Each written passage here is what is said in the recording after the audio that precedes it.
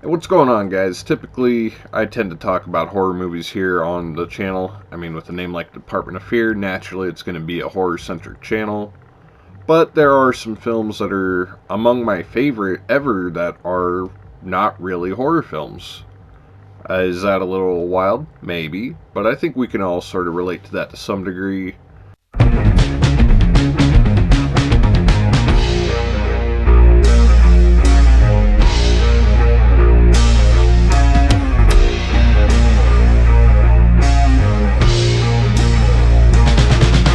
There's a term, comfort movies. Sort of that movie that you go to on that gloomy day, or just a movie that you happen to have sort of ready to grab whenever. Now, I've got something very similar to that. I call it Nightstand Cinema. And these are movies that, no matter how many times you've seen them, you can always sort of just grab them, and sure, they have a spot on the shelf, but they don't really spend much time there, because instead you just have them sort of within reach, on your nightstand as it were. And here today I'm going to go over 5 of my nightstand films. One such nightstand film for me is a film that I can't believe has been out for 20 years this year. That's going to be Napoleon Dynamite. This is one that is always pretty well within reach. It's one of those movies that you can watch over and over. It's got just that right sort of feel where it's like there's nothing super significant going on, so you can have it in the background if you're just feeling down and you don't really want to pay attention to anything going on in the world. Napoleon Dynamite is definitely a good way to sort of take that edge off. If you're somewhat coherent to it, you might even find yourself chuckling a couple times, and that's really all you could ask for with something like that. So Napoleon Dynamite, definitely a piece of nightstand cinema. Another one I've got here, this is a movie that really makes me feel, I don't know, there's something about it, the vibe is just right. Like, if you want to say this movie passes the vibe check, this is definitely one such film. And it's going to be Empire Records. It's one of those movies that's kind of like Dazed and Confused or Detroit Rock City. You know, it's that kind of, you like music and you like movies, so here's something to kind of quell both of those. It's got that coming of age story. This is one I don't really hear a lot of people talking about, and possibly hot take, I think I enjoy this just a teensy bit more than Dazed and Confused, but I saw this before I saw Dazed and Confused. Dazed and Confused is like a almost perfect film too, by the way, so don't get it twisted there. But this one, it's more of a nightstand piece than Dazed and Confused, where this is one I can just really go to and feel good about it. Feel good about myself, feel good about the day. Empire Records is always within reach for me. This next one here is easily within probably my top 5 films of all time. That's going to be True Romance. And this one, as much as I love this film, it is a little busy with its plot. It definitely has quite a bit going on in terms of sort of sonically, but it's still one of those films that I can put on like and feel better. There's something about the story where it's something you think would not really sort of bring you up, but it's that positive, the sort of silver lining running through the plot that makes it one of those movies that just is like, yeah, you know, it sort of takes, if you think you're having a bad day and you put this one on, your bad day that you're having is really nothing compared to what Clarence and Alabama go through in this film. And again, with it being one of my favorites, it's just one that I can put on, again, sort of as background noise, or if I'm just laying there in sort of a vegetative state or whatever, and it's like, kind of want to block things out, but I'm not trying to have it as background noise. It's like the one thing I will focus on. Just really great, really fun, just absolutely beautiful film. Freaking love True Romance. This next one is a film that I've owned for a little while and only recently within the last couple weeks got around to watching, and is sort of the one that really inspired this list and this whole idea, this whole concept for me of Nightstand Cinema. That's going to be Annie Hall.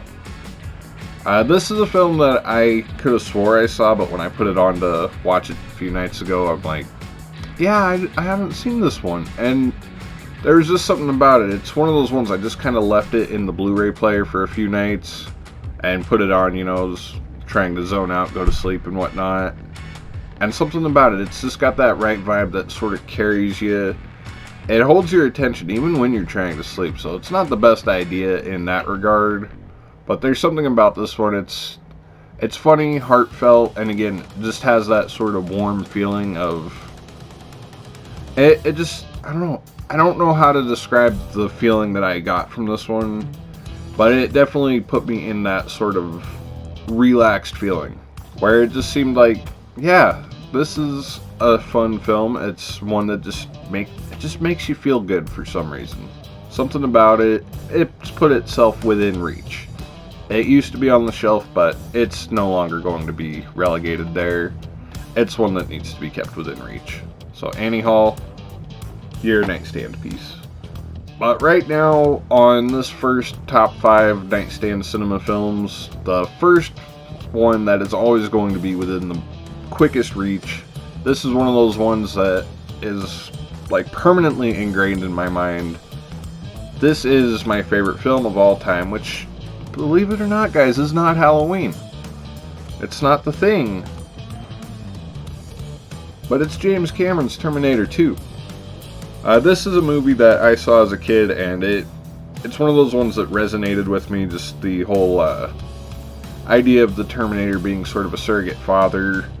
Didn't really have my dad around growing up, so things like that going on in this film sort of made it one that just hit in a place that was closer to home. Didn't really realize until I was older just why I like this one so much.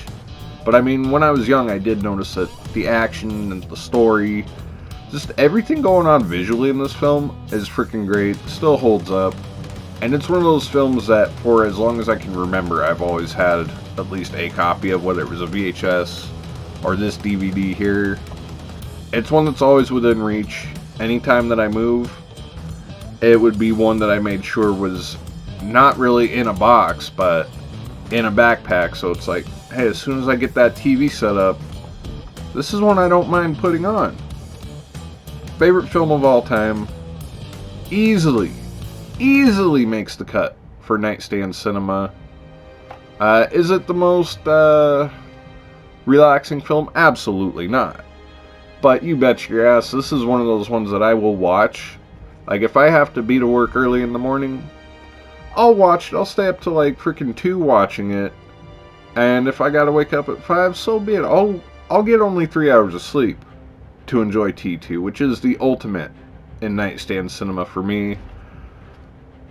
I'm not sure if it would be a nightstand piece for many people in sort of this comfort movie sort of regard, but damn, T2 baby, all day long. So those were my Nightstand Cinema picks, guys. Again, Nightstand Cinema is something that I look at as being a comfort movie or a movie that's just always within reach.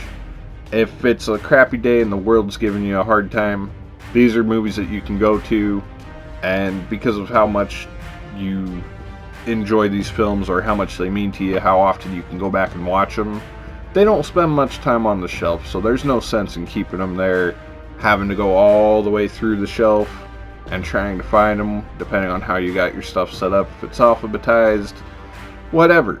It's a movie that you don't really keep on the shelf. Let me know what your guys' sort of nightstand picks would be, sort of your go-to comfort films. I think this is a pretty interesting idea, pretty interesting discussion. So have at it down in the comments, please. That would be really awesome.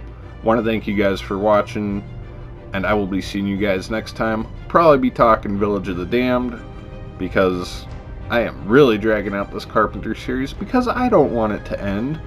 But I have some other really cool stuff coming out later. Gonna be getting a little more highbrow here. Still gonna be keeping things in the horror realm, but it's always nice to do some sort of palate cleanser here. But anyway, you guys have a great day, and I will see you next time.